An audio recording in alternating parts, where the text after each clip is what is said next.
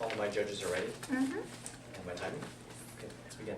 As I start off the rebuttals, I'm going to be responding to the 2AC. And starting off with basically the case arguments would include the criterion and then the significance point, and then moving over to the advantages. But first I want to address the criteria. Now he had three responses. The first was that of benefit spread, millions stand to gain, and that simply they agree with the stock issue one.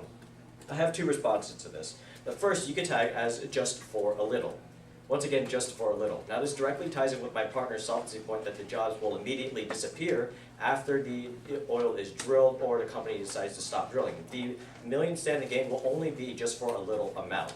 And then my second response is that of not average American impact. Once again, not average American, or not percentage of average American impact. They never brought up the amount of numbers that this would increase the sort of your life. This would benefit you directly. They simply said that millions stand to gain, but how much do they stand to gain? Do they stand to gain $1? Do they stand to gain $100? But even then, how much would they gain that for, and will it even directly impact every single American? They never brought up the numbers, and that was the basis of my argument, basically asking how much will this impact the average American, and if it doesn't impact you a lot, then you should vote for the negative side because it's simply not significant. Now going down to their significance point, they were talking about 500 companies. Now I have two responses to this. My first, you could tag as no guarantee of drilling.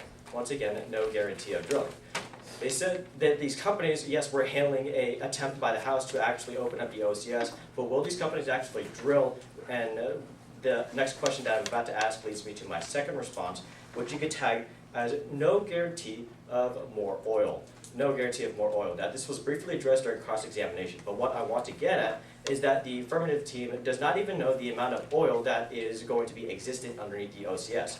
They simply said that there was 100 billion barrels confirmed, but where is that? And we don't even know if there's going to be more. So we don't know if there's only going to be 100 billion barrels and it's only going to increase by that amount, or if it's going to actually be less spread over the entire OCS. We simply have no guarantee of an increase of oil drilling production.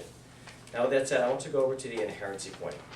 Now, inherency point talking about the 2012 moratorium and that he said it defies reality. I have two responses to this. The first is that I agree, yes, the moratorium was put in place in 2012. My second response is you could tag it as lease first, drill later. Once again, lease first, drill later.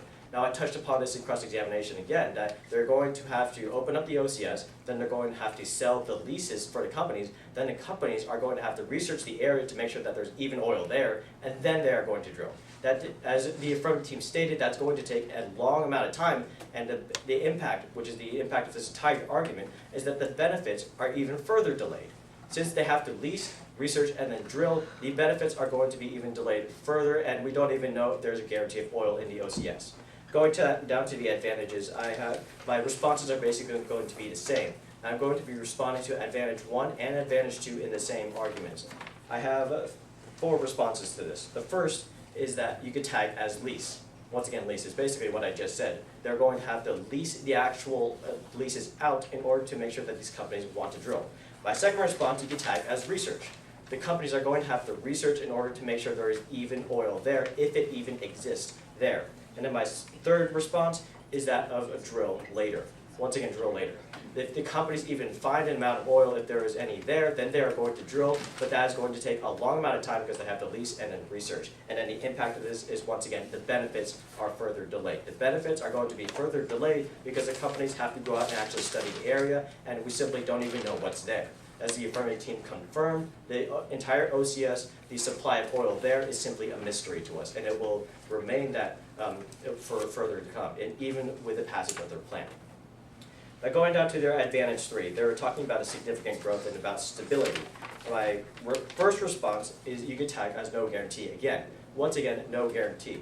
Now I'm sure you're getting tired of this, but once again, they have provided no guarantee that the companies will actually drill. There's even oil there, and if this will even bring about the amount of benefits over 30 years if they choose to drill for that amount of time. We have absolutely no idea.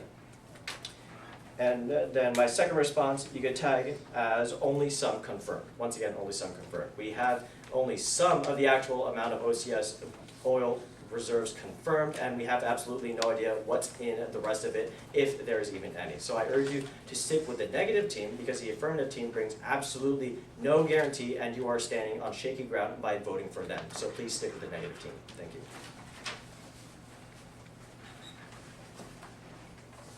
Starting